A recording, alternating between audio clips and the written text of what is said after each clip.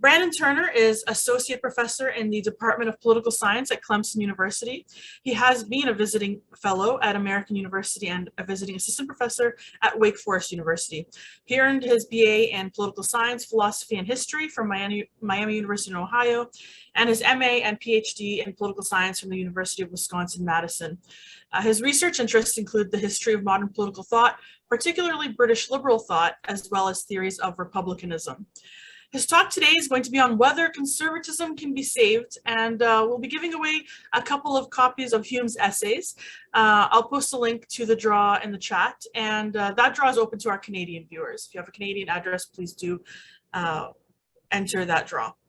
We will have a Q&A after Brandon is done with his presentation, so feel free to type your questions into the chat at any time during the presentation, and I'll pose that question to Brandon, or you can raise your hand to ask that question on camera, and I will call on you to do that when we get into our Q&A.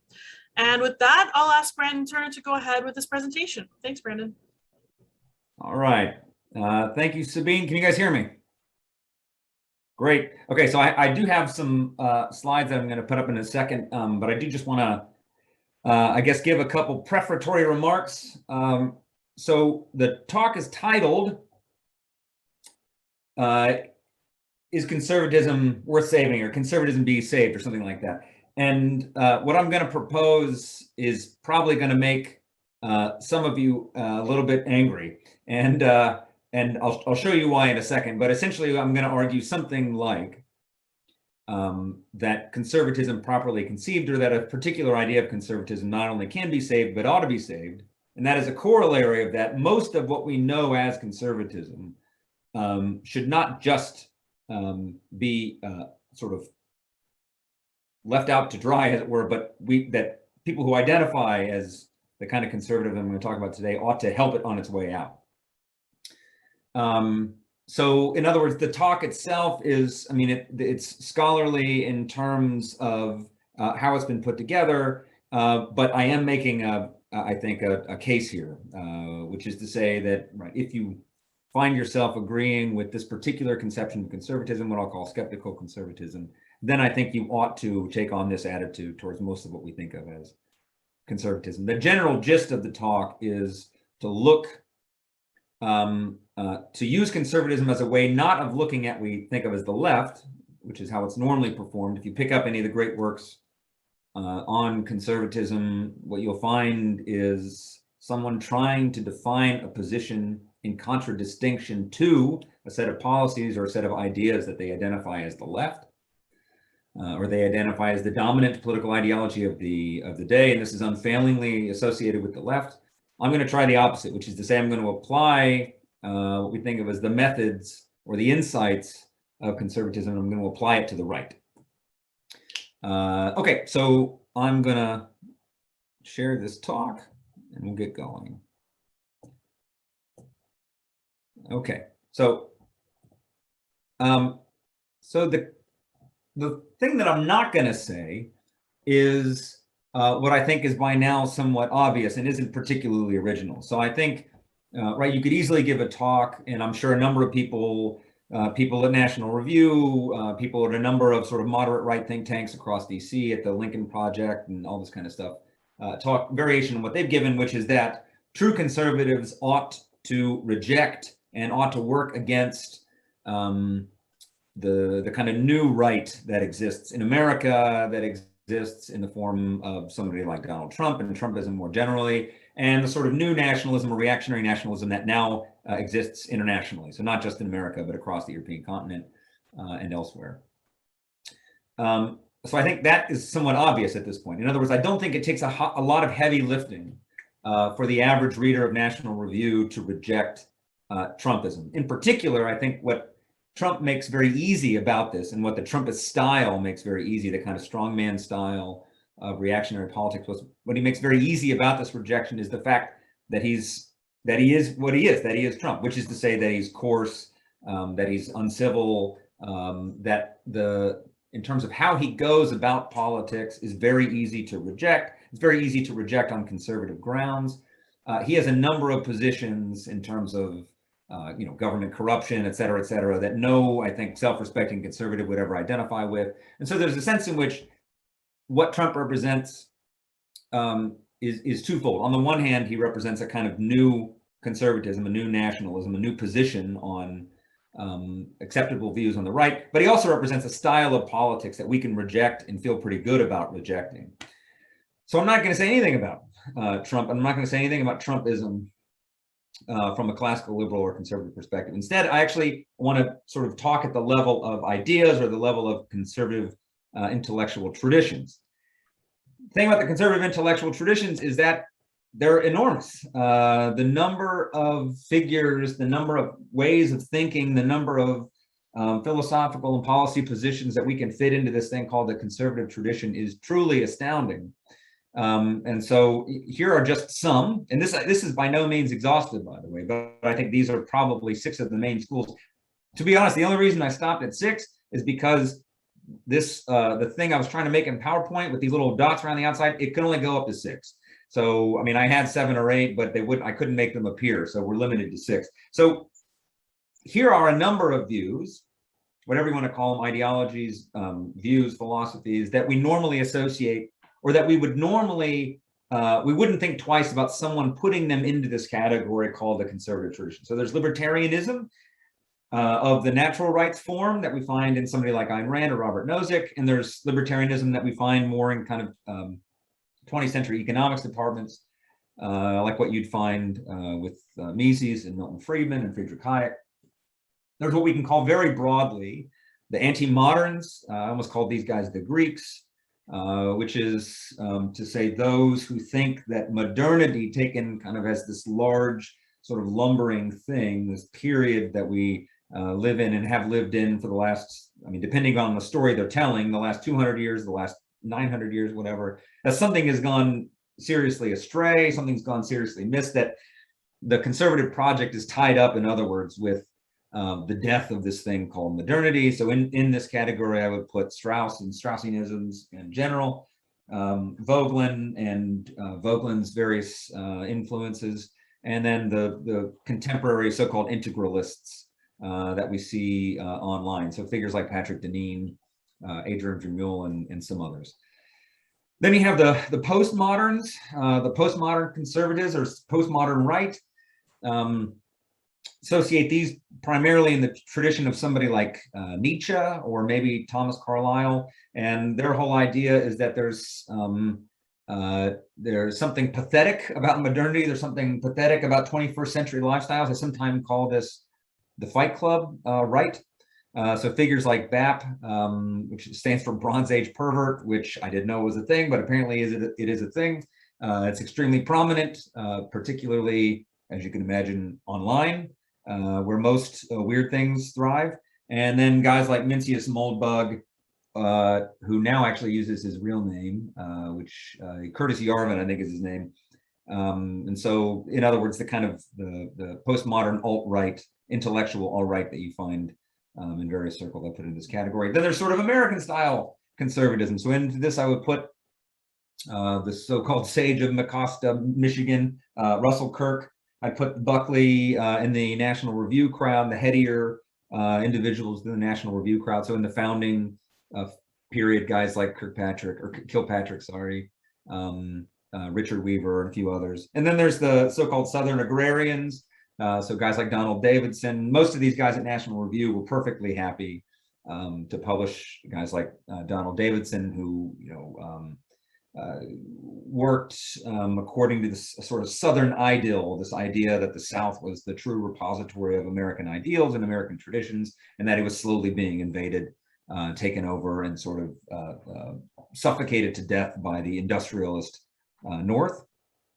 Then there are your kind of old school European style reactionaries. So into this, I'd put guys like Joseph de Maistre, the great French theorist, Thomas Carlyle, Julius Evola. These guys tend to think that, again, something has gone seriously wrong, particularly with the Enlightenment, and that some older conception of right and wrong, whether that be rooted in religion or whether it be rooted in a conception of the strong and the weak, as we see with somebody like Carlyle, is set to return. And then there's kind of old school nationalists. Carl Schmitt I put in this category. There's a few of these guys running around today. And the point of this kind of rough, and again, this is extremely rough. I don't mean to be precise because I'm not sure that much precision is possible or even necessary in this case. But I just put this up here to give you a sense of just how diverse the conservative tradition can be. What is it that somebody like Bapp or Mencius Moldbug has in common with Ayn Rand? What is it that somebody like Russell Kirk has in common with Julius Evola or Carl Schmitt? It's that in general we place them on the right. At the same time, I think there is something more to that. I think there is a kind of type of conservatism or a conservative ideology that we can pull out of these various categories. And I think it would look something like this. So if we had to define conservative ideology, or if we had to define some set of ideas or some ways of thinking that would pull most, if not all, of that group of individuals, or most, if not all, of the people that we think of as occupying the conservative tradition or the intellectual right, I think what it would look like is this. So on the one hand, we tend to see a belief in an objective moral order. So this objective moral order can take a number of forms. It can be rooted in natural law. Right? So it can be rooted, in other words, with pretty solid, near absolute conceptions of what we by nature are entitled to, what rights we are by nature or through some religious gift are entitled to. Likewise, it might say that certain practices are by nature forbidden, that nature has, in other words, a law to it, and that those who violate the law will come to ruin in one way or another. This objective moral order can have a religious character, i.e. it can be found in some religious tradition or religious texts, in particular, of course, in the case of the West and America, in the Bible or in the Catholic Church. Or it can be, if your particular kind of conservative doesn't like natural law, doesn't like revealed religion that much, it can be a kind of identity traditionalist. And by this, I'm trying to capture usually the way that nationalists talk about a moral order, which is simply to say that for them, there is a way of life that's characteristically American, or a way of life that's characteristically Canadian, or a way of life that's characteristically French, that this way of life was established sometime in the past, that it's been handed down over the generations, but that it retains its sway nonetheless, that attempts to deviate from it will be ruinous. In other words, to lose this national character, to lose this source of national identity will bring us to ruin. Secondly, what the conservative tradition tends to unify those that we found in the conservative tradition, little thingamajigger that I did there, is what you just call declinist disposition. Right. So according to the declinist disposition, they tend to look around the world. They tend to look around the world of the 21st century, of 2022. They tend to be very online. They tend to have a pretty good sense of what's on TV. They tend to have a pretty good sense of, the state of our institutions or whatever. And for the most part, they see the world around them as one in decline, in potential and terminal decline. So this can take any number of forms. It can be something as simple and commonsensical and crude as "Make America Great Again," right? The idea that in the 40s or 50s America was fundamentally different and that we've gone downhill since then. Kind of back in my day, kind of declinism, in other words. Or it can be the idea that, listen, in the founding era, for example, in the American founding era, right, there were ideas about natural rights, there were ideas about natural law that were prominent. People acted accordingly, and it's just been a slow and steady decline since then. And so this past has to be recaptured in some way. Conservatives also tend to reject wholesale this thing called modernity. Now, what modernity is can mean different things to different people. The nature of this decline can mean different things to different people. Richard Weaver in Ideas Have Consequences very famously plotted the decline of the West from, the birth of nominalism in the 12th century, the 13th century or something. So it's been a long slide for Richard Weaver.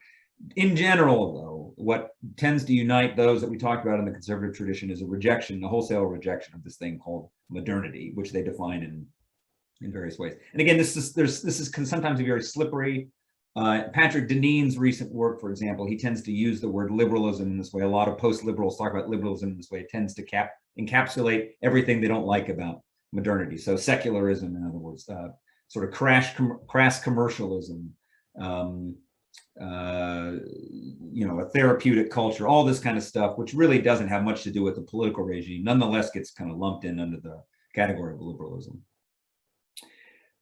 These conservatives tend to be what we might think of as civic or political perfectionists. And all I mean by that is I don't mean perfectionists in the kind of common sense, like they don't keep their pens in a row or whatever. What I mean by perfectionism is that they think it is the purpose of or the duty of civic and political entities of the state, in this case, to arrest this decline. They think it's the duty of civic and political actors to not just arrest the decline, but to reestablish traditional, religious, or objective forms of morality. So in other words, it's a civic duty to, for example, reform America's school systems so as to teach a better conception of the founding, or to teach more wholesome ideas about sex and gender or something like that. And the thing about this, despite the fact that we think of this as a conservative tradition, they can often be quite radical about this. So present day integralists, for example, have potentially quite radical ideas for how to, reformulate American institutions, educational institutions, and these sorts of things. They often tend to be radically destructive as well, almost accelerationist in their tendencies. So, I've read so-called conservatives wishing, nothing but complete and utter destruction on anything from America's educational system, America's higher educational system, the federal bureaucracies. In other words, saying, nothing can be set aright until these institutions are torn down. That includes these days even things like the U.S. military. So this perfectionism, in other words, it encourages potentially quite large-scale civic and state interventions in private and public life, and these interventions can often have a very radical sort of character to them. Finally, the last two things is, on the one hand, the conservative tradition is a highly ideological tradition. What I mean by ideological, the way that many of these entries in the conservative tradition, the way that they get talked about and deployed today, what I mean by ideological is that they work as an ideology. They do the work that ideology does for us, which is to say that they help us make sense of, and hopefully they hierarchically order moral, social, and political space. So in other words, they play a kind of, they help us to integrate the world around us, right? So an ideology helps us link up the person who was rude to us at the grocery store to all of the failed marriages in our extended family, and it helps us link that up to the education system, which then we finally link up to the Democratic Party or something like that. It helps us make sense of all of this, to put this all into a kind of holistic conception of what the world is like and what our opponents are like. Ideology tends to crowd out other considerations, right? So when someone's acting ideologically, they tend to be not just to notice the political valence of non-political things. So they're going to boycott this company because they didn't like the political views of one of its founders, or they're going to stop seeing this particular friend of theirs, or they're going to not invite their niece to Thanksgiving anymore. And why? Because the family has, through the use of ideology, been sort of colonized by these ideological commitments. And this goes for, their work and all over the place. You've all met someone like this, someone who can't help but see in every interaction, online or offline, can't help but see the specter of the Democratic Party or liberals in general or whatever. And the other great thing about ideology is that it offers membership. It offers membership in a kind of intellectual community. It allows people to feel like they're participating in some grand project, and that when they disinvite the niece from Thanksgiving, that they've struck a blow on behalf of this commitment. And of course, the thing that binds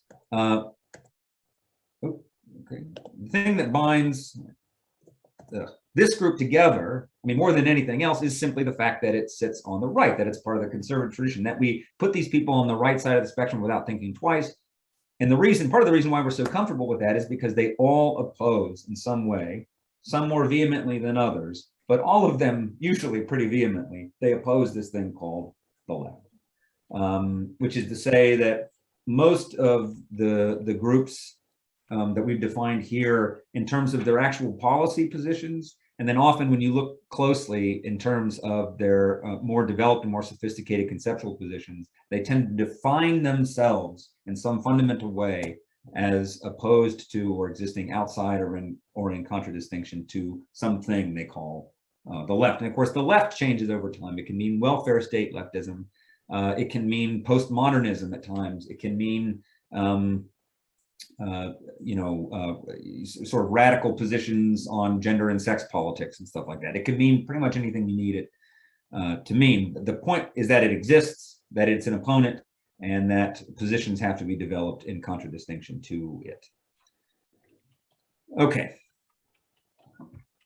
Now, you probably noticed in my ring of conservative traditions and my ring of conservative ideas that there were some names missing, and hopefully they were, names that you recall and that you like, or a description of conservatism that you sometimes identify with. And so I just want to say the one that I didn't include, and I didn't include this on purpose, was something that sometimes gets called skeptical conservatism.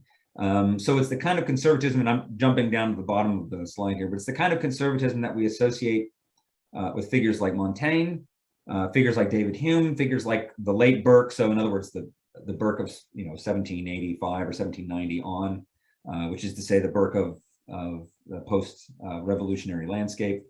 And then contemporary figures like Michael Oakeshott, Friedrich Hayek, and the Hungarian American philosopher John Keats. So when you think of conservatism, or when you think of your own sort of conservative inclinations, that the names that come to mind are these names rather than the ones that I listed in the previous slides, then you're probably more familiar with the conservatism that looks like this. So when we say that there's another tradition called skeptical conservatism, or the thing that we usually call skeptical, and I've seen a number of different names for it, so I'm not really wedded to any particular terminology.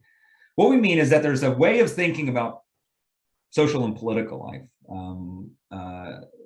that begins with a kind of philosophical skepticism. So it begins with, in the first place, a philosophical skepticism regarding reason, or the faculty called reason. So we see this, in the first place, the first great treatment is Montaigne's, but the sort of definitive treatment is Hume's in the treatise, which is to say that what it is skeptical of is not just that there is this discrete faculty called reason that works in the way that Enlightenment figures want it to work, i.e., that represents a kind of higher capacity for ordering preferences, for ordering institutions, for ordering societies. So they reject, in other words, or they're skeptical on one hand that such a faculty exists, that such a faculty has any effect. So even if it did exist, it might be a handmaiden to the passions, as it were. In other words, it might simply be secondary when it comes to human motivations.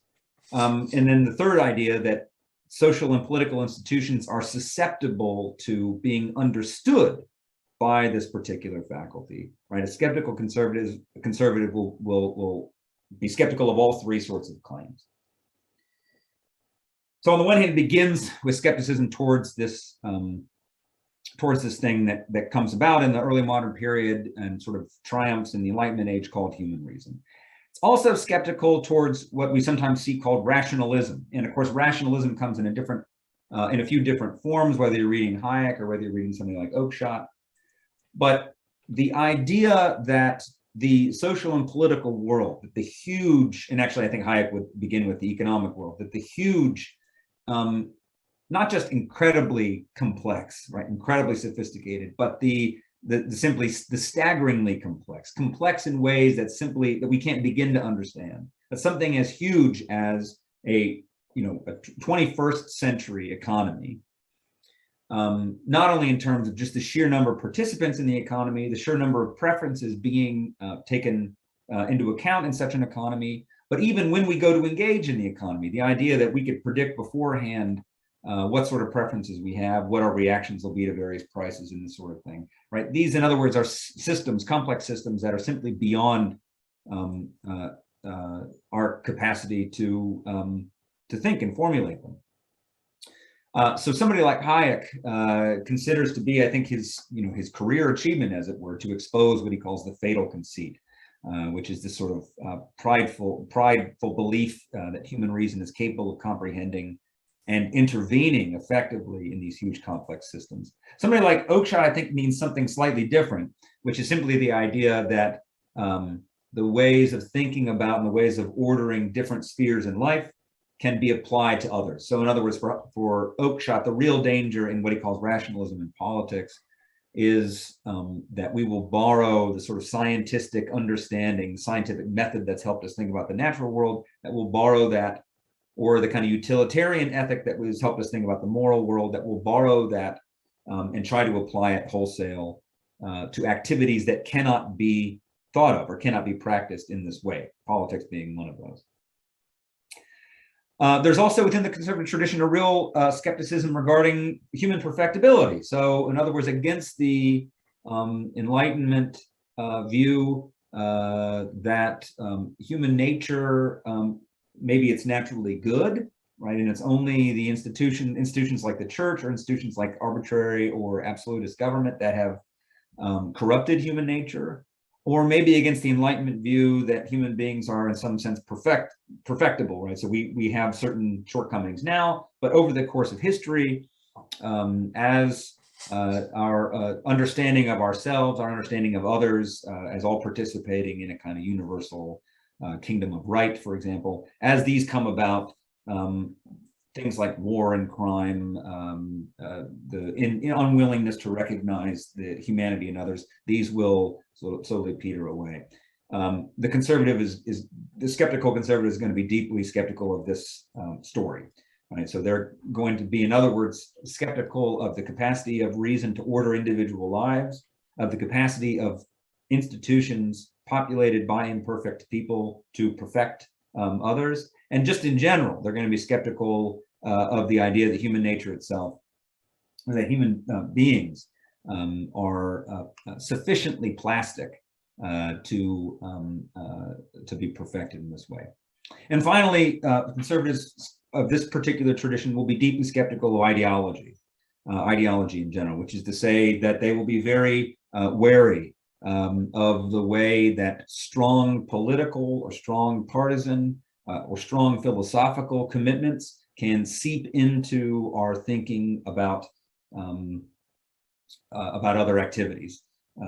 So in other words, they will be extremely wary of the way that ideology tends to flatten the moral and social world, the way that ideological commitments can override, sometimes quite roughshod, over our family attachments and our community attachments, or our work attachments, any institutional attachment we might have that doesn't fit snugly into an ideological hierarchy. So you probably heard that before. You probably have read Burke's Reflections or Hume's treatise or Oakeshott's essays or his On Human Conduct. And so you're probably familiar with those general ideas. And I want to offer now a kind of positive case. In other words, skeptical conservatism is not just about being skeptical, right? There's not a lot you can do with simply being skeptical about things. I want to suggest that actually the skeptical conservative has a positive view. In other words, it's not simply a kind of negative project.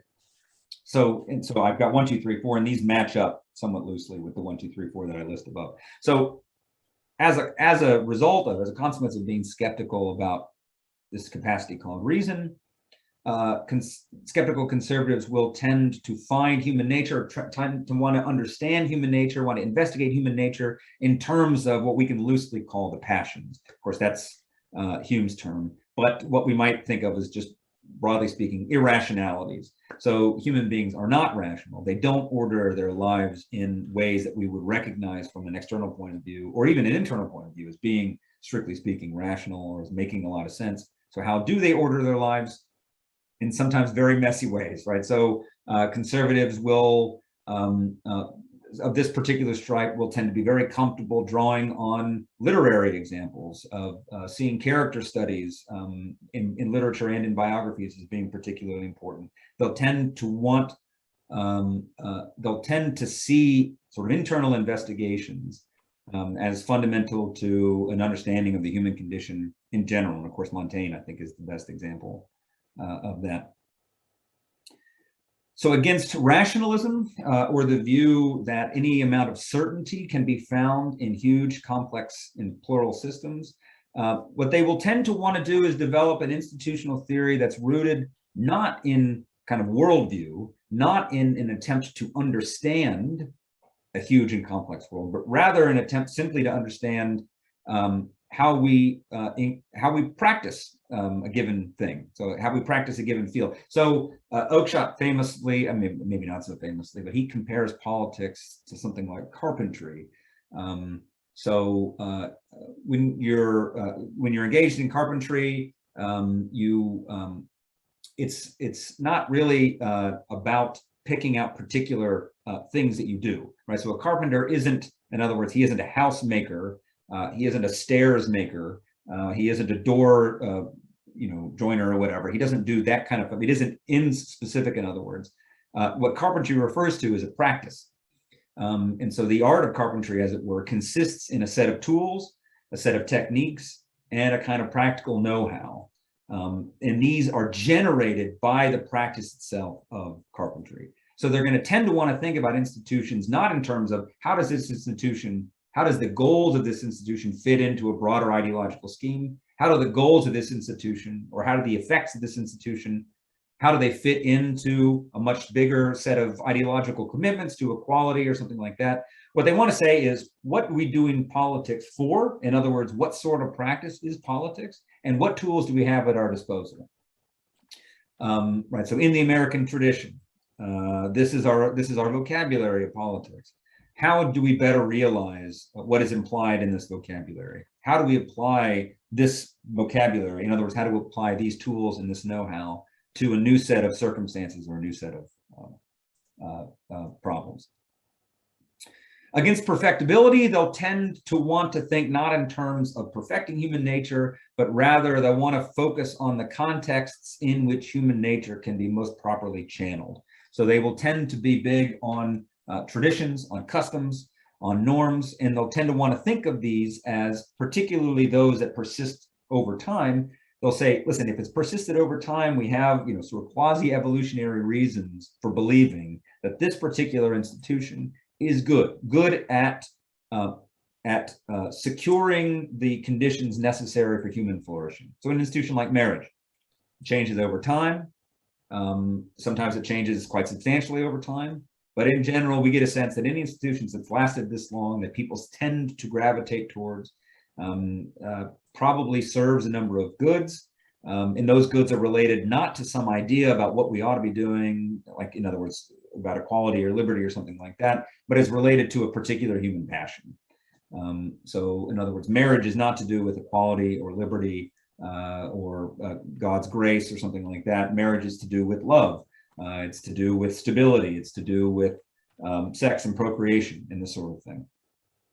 And then finally, against ideology and against the kind of the totalizing and universalizing tendencies of ideology, skeptical conservatives will tend to be pluralists, and they'll tend to be modest pluralists. So they'll recognize that human beings are not in fact about, that human society is not in fact about realizing one or two overriding values, one or two ends to which all other ends become subservient, but rather that people are different, societies are different, people have different needs.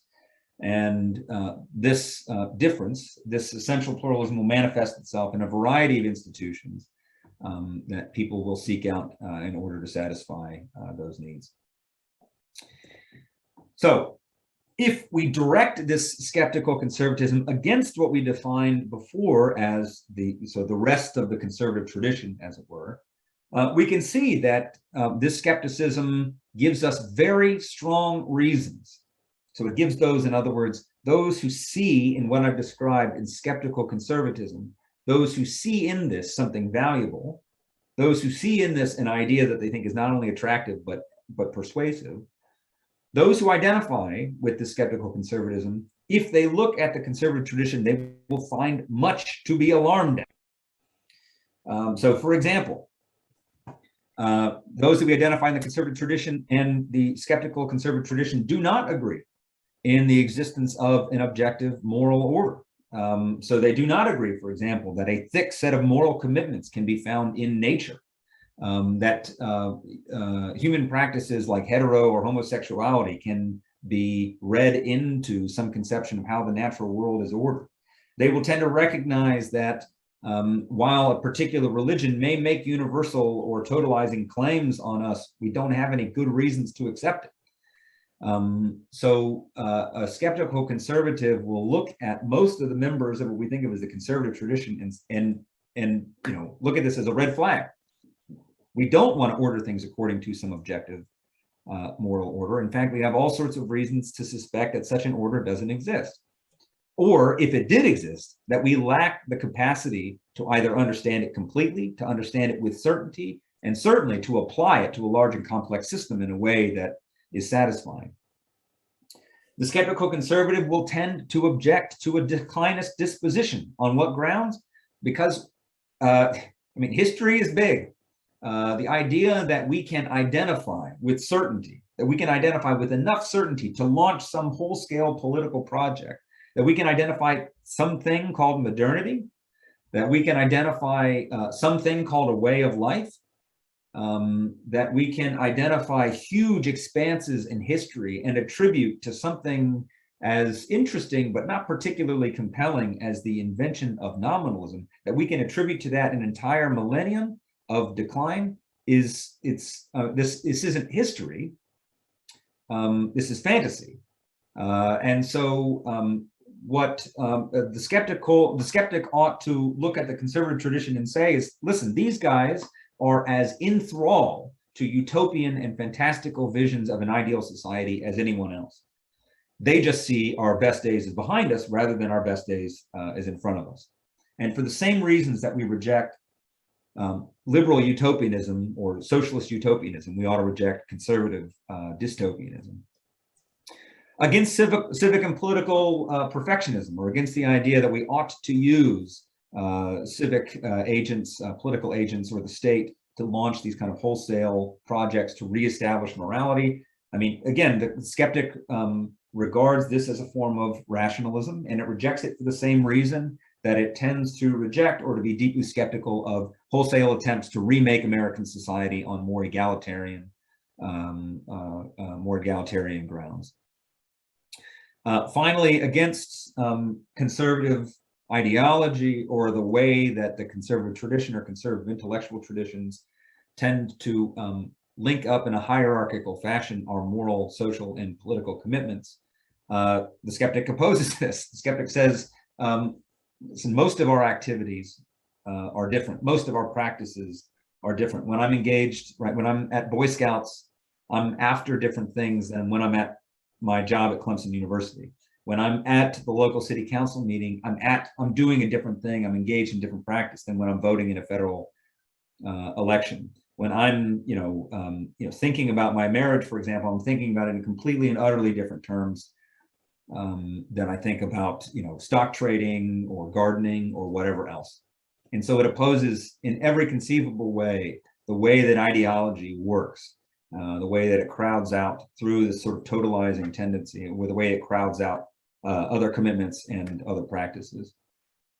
And then finally, to the extent that the skeptic looks at the conservative tendency to oppose the left, the skeptic ought to say this, which is my proposal, that skeptical conservatives have at least as much to fear from the right as they do from the left. That if we apply, in other words, if we apply the insights and the methodology that informs skeptical conservatism, if we apply it to the right as consistently as we do to the left, we have just as many red flags to worry about. So I got one final slide, Sabine, and then I'll wrap it up. I can imagine a couple rejoinders that look like this.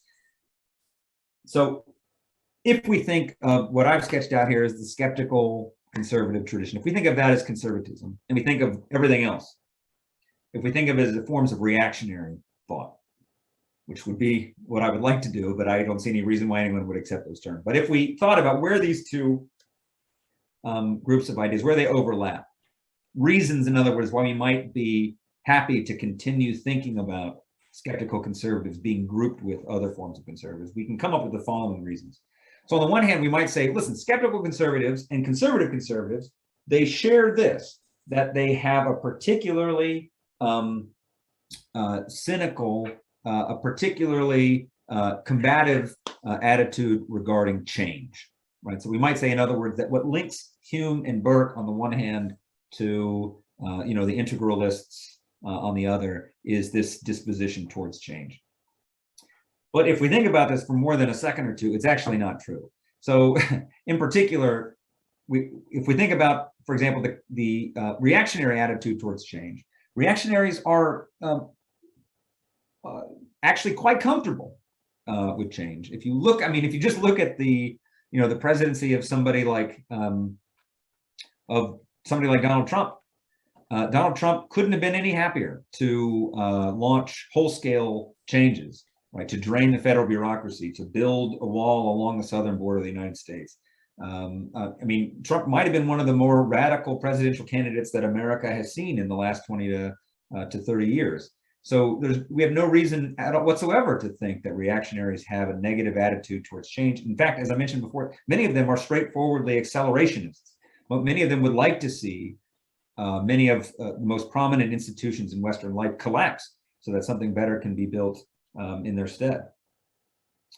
And if we think about it too, skeptical conservatives aren't particular. They're skeptical towards change, but they don't think that change ought to, right? They don't take on Buckley's view, for example, in the pages of National Review, that they ought to stand athwart of history and yell, stop. Right, Birkin tells us in the Reflections that the society without the means of change is without the means of its own preservation. The idea behind skeptical conservatism isn't to never change. It's not a carpenter who never takes on a different project. The idea is if we're going to change, we ought to change judiciously. Right? We ought to change in a way that's consistent with the techniques and the identity that we had going into it. It's not, in other words, it's not against change. What it's against is wholesale or radical change. It seeks to improve through reform. Secondly, you might say that conservatives and reactionaries share a love for tradition, broadly speaking. This also, I think, is wrong. So both of them do emphasize tradition, but they emphasize it for totally different reasons. Nationalists and those who emphasize the existence of an objective moral order, whether of natural law or revealed religion, would say that what tradition represents is, in some ways, the realization of an objective plan in day-to-day lives. And so, in other words, if we change something about a given tradition, if we change something about a given institution, we're in some sense betraying or declining or moving away from the original idea, the idea that we find in these ancient texts or in this ancient way of life or something like that. Whereas I think a skeptical tradition takes a much more functionalist approach to tradition, right? A skeptical conservative says, right, what traditions do is they help to channel, they help to give meaning to our choices. And therefore, it's unsurprising that as we change and as our external conditions change, traditions will change slowly, gradually, in a kind of organic way to meet those challenges. And then finally, I think conservatives and reactionaries get sometimes kind of hung up on this. They say something like, well, the left, broadly speaking, has a completely plastic conception of human nature. And they think that they can, through government fiat, change people's biology or change the very ideas in our head and make us more pliant and ready for a new moral order or something like that. Whereas the conservative recognizes that there are unchanging features of human nature, of the human animal, et cetera, et cetera. I think this is why many conservatives have gotten caught up with sort of crude evolutionary biology or crude evolutionary psychology, with this idea that if we can uncover, right, our kind of primal instincts or something like that, then on that basis we can reject calls for gender equality in pay or something. I think that's actually true. I think much of the reactionary tradition, much of the first set of conservative traditions that we talked about, do have a fairly firm, a fairly rigid conception of human nature. But I think the skeptical tradition actually doesn't share that. So the skeptic conservative will say that there are some features of human nature that tend to persist. So human beings tend to be prideful, for example. Human beings tend to be passionate, for example. They tend to be self-interested, i.e. they act in the material interest of themselves and those around them, for example. But the skeptic thinks that humans are surprisingly plastic. In other words, they think that human beings are, in fact, the great advantage that they have over the rest of the animal world is the fact that they can adopt new ways of life, new ways of living. They can adopt new institutions, new patterns and customs. They can adapt to almost anything. As Burke puts it, after the reflections, as Burke puts it, art is man's nature. Artifice is man's nature. We're made not for some natural world, where we're, eating only raw meat or whatever, and there's a clear sexual hierarchy or something like that. We're made instead for all sorts of things, and we can remake ourselves in all sorts of ways. That doesn't mean that it's, it doesn't mean that it's completely random. It doesn't mean that we can remake ourselves overnight, become a different person, become a different society altogether. But we are, in fact, far more plastic than those in the conservative reactionary tradition tend to recognize. Okay, so hopefully I haven't made anyone too angry. Hopefully you guys aren't flaming Sabine right now. With that, I'll conclude and open it up for questions and answers. Thank you, Brandon. We'll turn to questions now. A reminder that if you have a question, you can type it into the chat or send it to me privately and I'll ask it for you, or you can raise your hand and ask your question on camera. So our first question is from David in the chat. He wants to hear a little bit more from you about how do you square skeptical conservatism with conservatism's belief in an objective moral order? I don't think the skeptic thinks there's an objective moral order. So the closest, you do get, you come close in various places. So for example, in Hume has this lovely discussion in the treatise where he says, we can see these certain evolutionary institutions and we can see them across human society. So it turns out that if we look around, all successful societies seem to develop over time. They develop in their own way and they develop in their own time and they develop with their own sort of idiosyncratic ways and techniques. They develop something that we can recognize as property. Why did they develop property? Well, he offers a theory, right? In other words, there's something about human beings which is relatively, which is pretty robustly permanent, right? There's our self-interest, for example. There's the fact that we live under conditions of scarcity. And these conditions and these features of human life are going to bring about, in other words, the need for property. And we see this across societies. That, he says, that's the closest thing that we can have to a natural law. Or not the closest thing. He looks at that and he says, look, that kind of is natural law. It works in the way that natural law tends to work in these sorts of discussions. Thank you. We'll go to our video queue now, and I'll ask Brandon to unmute himself and ask his question. Hey, Brandon. How you doing, Brandon? I don't know if we've ever met, but I really like your talk, and I like your robe. Thank you. So I want to push back a little bit. I really like your capitulation of skeptical conservatism. I want to push back on one little point, which is I don't think the skeptical conservative has to deny there's a morally transcendent order. And I think you said this yourself. They can believe that there is one. They just don't think it's the job of politics to instantiate it, fill it out. So it's not like, Russell Kirk wants to bring heaven down and put it on earth, right? I think, a lot of skeptical conservatives do tend to be secular, or they don't emphasize the religious or morally transcendent aspects of conservatism. But I don't think there's anything strictly, and I don't mean to say that you were claiming this. There's nothing strictly inconsistent with thinking, yes, there is a very clear transcendent moral order, but that's not what politics is for. Yeah, and so yes, I think that's right. I think, in fact, actually, if what I said was that they believe there's no objective moral order, then I misspoke. Because I mean, even that is to portray the skeptical approach, right? Skepticism says we probably can't find these sort of final and certain answers about questions like, is there an objective moral order? So I think that's, in other words, I think that's right. So that's one claim I think you're making, which is that a skeptical conservative doesn't have to deny the existence of an objective moral order. I think that's correct. There's a second claim you're saying, which is that they might think there's an objective moral order, but that their skepticism has to do with whether or not that objective moral order can be realized in a social and political context. Is that correct? Or that it should be, or that we should try.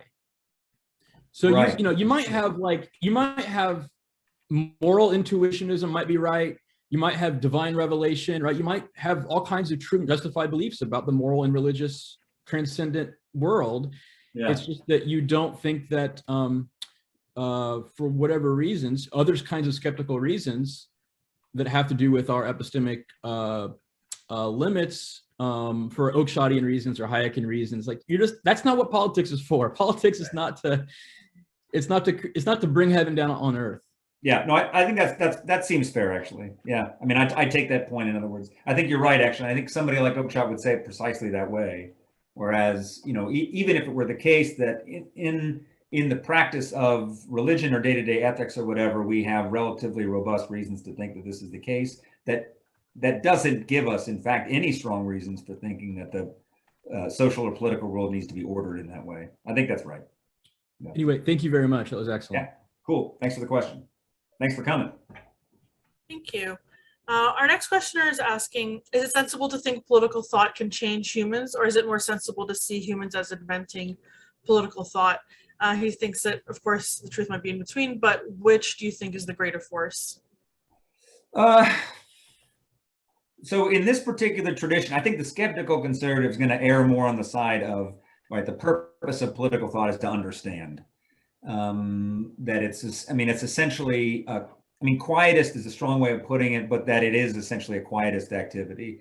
That we do it in order to understand, and at the same time, this understanding comes with this cost that there's often very little we can do about it.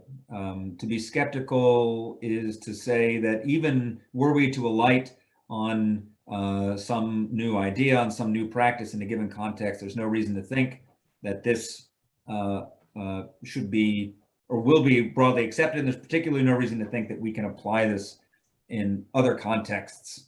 So in other words, my view is that the purpose of political theory, or the purpose of political philosophy, is to understand rather than to change. Okay.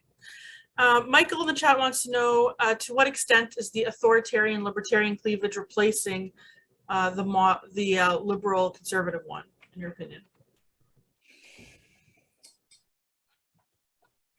That's a big question. I'm not sure I have a great answer for that. I mean, to what extent is it replacing it? So yeah, so I'm sometimes somewhat persuaded to this view. So for example, I think Steve Davies, who I think is coming on next week. Yes. Steve Davies next week. That's right. Otherwise known as the most interesting man in the world. In fact, if you could attend one of these ILS talks, I wouldn't have attended mine. I would have attended Steve.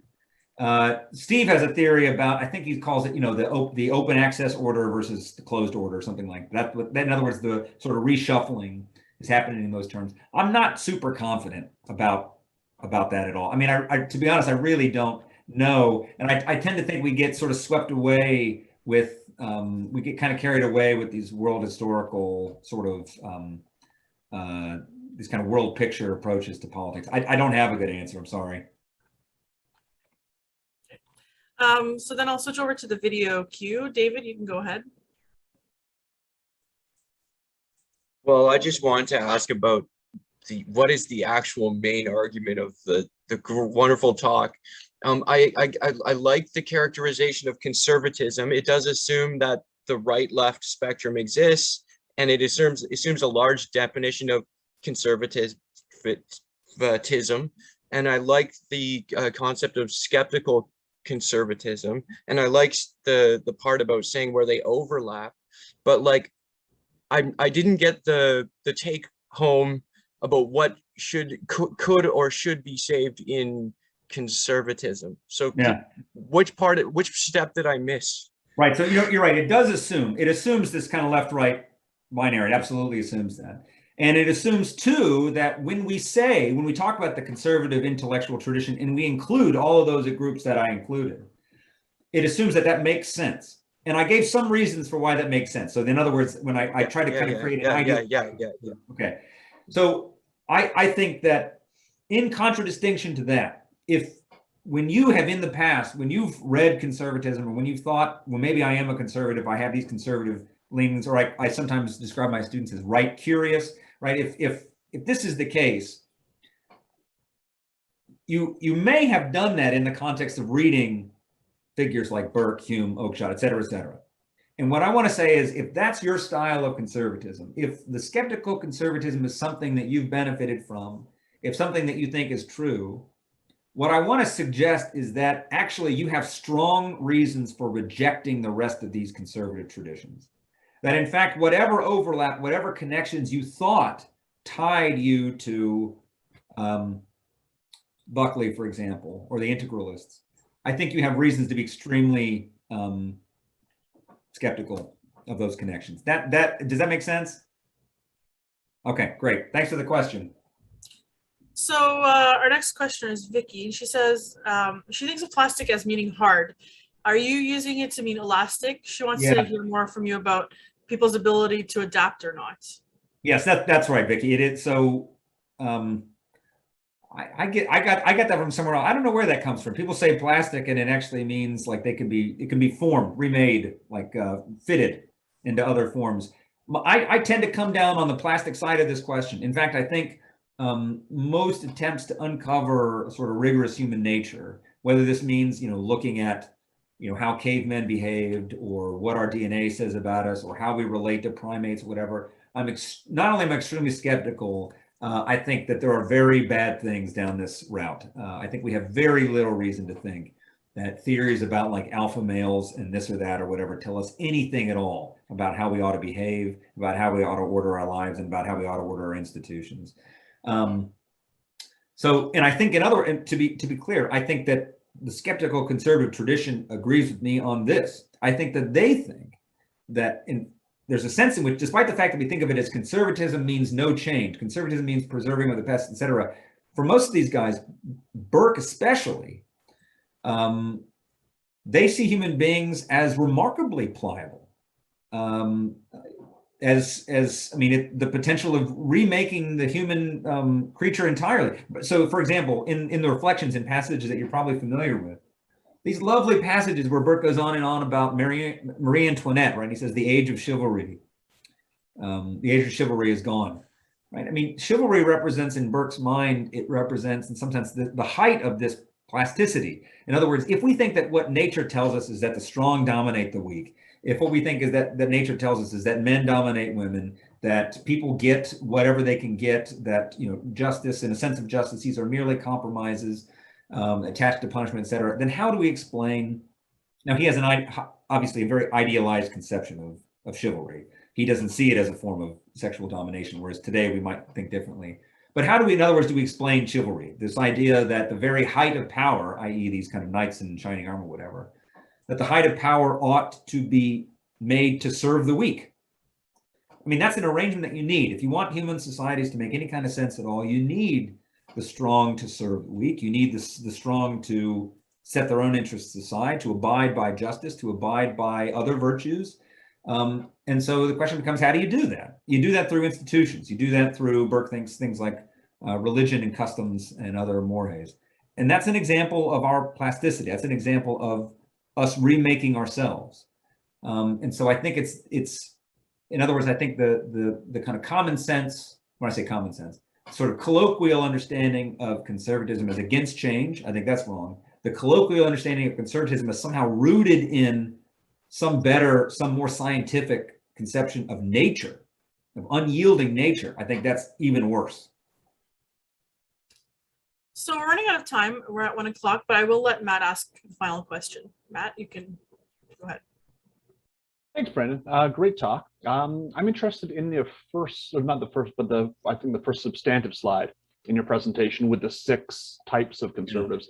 First of all, I think there's a fun sort of like Burkean thing there, that you have 6 points because that's what the PowerPoint sort of thing did. And 100 years from now, when scholars are like, why did Turner identify 6 types of conservatives? And then someone will dig in the Turner archives and discover it was a limit in the PowerPoint situation. But you talk about the first one you have right at the top is the libertarians there.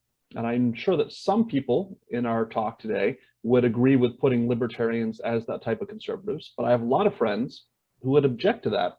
So I'm curious if you put that there as a descriptor of how other people see libertarianism, or if you want to defend the idea that libertarianism actually is a branch of conservatism. So it's a little bit of both. On the one hand, I think most people, and by most people, I mean non-libertarians, which is the great majority of people, are more than happy to put libertarians somewhere on the right. I do think that the last 5 or 6, 7 or 8, the great realignment, or whatever you want to call it, has been particularly devastating for the former thing that we call libertarianism. I think the split between left and right libertarianism has never been starker than it is now. So in other words, for the most part, I think most people would take a figure like Rand and put her on the right. Most people would take a figure like Friedman, for example, and put them on the right. And there's a bit of self-sorting that goes into this. I mean, in other words, I think they're not wrong to do so. I mean, Thatcher didn't pull out a copy of you know, Thomas Paine or whatever. Thatcher pulled out a copy of Hayek. So, I mean, I think the reasons for this association are fairly clear. If there is one thing that I could say to libertarians and classical liberals in general, it's this: the libertarianism has been tied up with some of the things that I listed there as constitutive of the conservative project. So libertarians are often, not always, and I don't mean to suggest this is always the case, they're often more than willing to define themselves as existing in some conceptual space against the left. They tend to be more than happy to jump on some conception of objective moral order. Rand would be, I think, at the forefront of that movement. So in other words, some of the things that I listed there, I think we do find amongst libertarians. But the great thing about libertarians is that they're a pretty diverse set. That the thing about libertarianism that I think is distinct in many ways from liberal conservative is that it is, at least at some level, explicitly a political position, i.e. it's a position that specifically relates to the practices of the state. And it doesn't relate to a whole lot else, which limits it in some ways, but it also saves it from, I think, a lot of the bad stuff of the more holistic and more hierarchical ideologies. Thanks. So we do have a couple more questions in the chat that I'm going to go ahead and ask you. The first one is from Ken. He's asking, what about the question of emphasis on individual rights compared with more collectivist state control as the left versus right divide? Does that work? Yeah, so I mean, it might have worked 50 years ago. Which party in America, for example, and I'm obviously most familiar with American politics, but which is the party of collective state control? I don't know. And if you go through the conservative tradition, you're going to find a lot of lip service to individual rights, particularly among the libertarian crowds and the more sort of American founding sort of crowds. So in other words, on some level, I reject part of the premise of the question. On the other hand, I will bite this bullet. I will say this: skeptical conservative. Can I go back to this meeting? Yes, you can. It's an amazing meeting. Really. Sam, you're unmuted. We're good now. All right. So I will bite this particular bullet. I think a skeptical conservative is going to be far less willing to sign on to an absolutist conception of individual rights. I think that's right. I think that's part of the territory. So our next question, I'm going to read it out to you. It seems to me that skeptical conservatism is in some sense an epistemological project. It makes me wonder how you would enter a debate about a standpoint epistemology. What strikes me sometimes about the Made for Twitter debate is that it baits conservatives into a particular epistemological argument. They respond to standpoint epistemology as subjectivist or relativist. But in another sense, standpoint epistemology is overly confident that what some of them call strong objectivity is possible using rationality and something like empathy to experience the world from many different standpoints of the marginalized people. Perhaps your sort of conservative should respond that SE or that we're talking about here is hubristic and rationalistic, not subjectivist and relativist. I guess, Yeah. what your take on that? I think a skeptical conservative would probably respond in that way. Steve, are you still on the call? Still here. Oh, Steve, you there? Yeah. How you doing? Hey, thanks for coming. So Good to see you. I think that's probably right. Do you disagree? No, I don't disagree. I guess the first part, sorry for the book, by the way. The first part of the question was whether you see skeptical conservatism as primarily an epistemological project. And then the second was whether that would reflect on that debate in that way. But It's certainly, I mean, I will say this, historically, I think skeptical conservatism, and I mean, you would know this at least as well, or maybe better than I do. I think it certainly starts with an epistemological project. I mean, if you think of the Hume's treatise as the kind of text here, I mean, that is an epistemological, a straightforwardly epistemological or anti-metaphysical project. So I think it does begin there. Do I think you could be a skeptical conservative without slogging through book one of Hume's treatise? I think you probably could. In other words, I think it informs the project. Historically, it's foundational, but it wouldn't be where I would, well, maybe it would be where I start, since that's where I started today. But I mean, like, if you wanted to convince someone today of this particular position, I don't think you'd have to get all the way down into epistemology. But I do think it is generally that. As for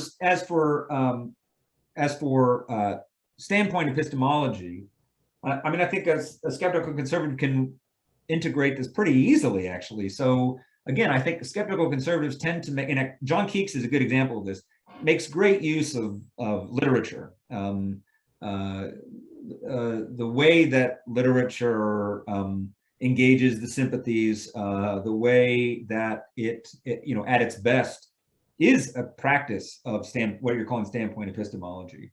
I don't think there's any reason to think that a skeptical conservative wouldn't be comfortable with that. And I would say far more comfortable than their more ideological counterparts on either the left or the right.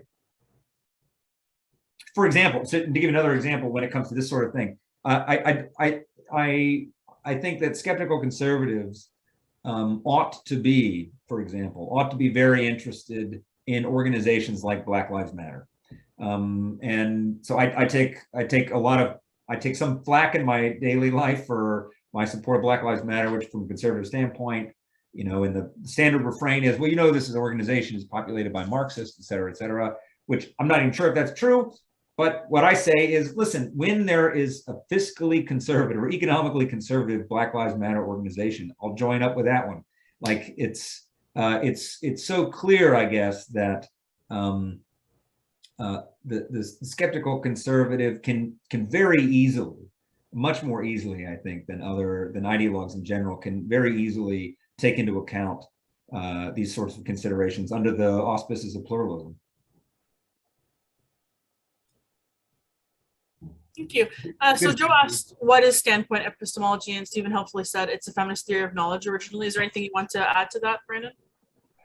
No, and again, no, I mean, Steve would know a lot better than I would. I would say, Joe, to Google Steve and email him about it to get a much better answer than I can provide. Okay. So if there's no more questions, we're going to wrap up now. Thanks, Brandon, for joining us. I really enjoyed that. Thanks to all of you. We know that the Zoom fatigue is real right now, so thank you for taking the time to join us and hear from our speakers. We'll be back next Friday, as Brandon pointed out, with Stephen Davies, Head of Education at the Institute for Economic Affairs in the UK, in a session where you can ask him anything, which is pretty exciting. I'm really looking forward to that. Hoping to see most of you back with us next Friday at noon for that session. You still have a few minutes to enter the book draw, and we'll be sending out a message with the winners of that draw shortly. Until next Friday, thank you again for joining us, and thank you, Brandon. Thanks, ILS, and thanks everyone for coming. Bye, everyone.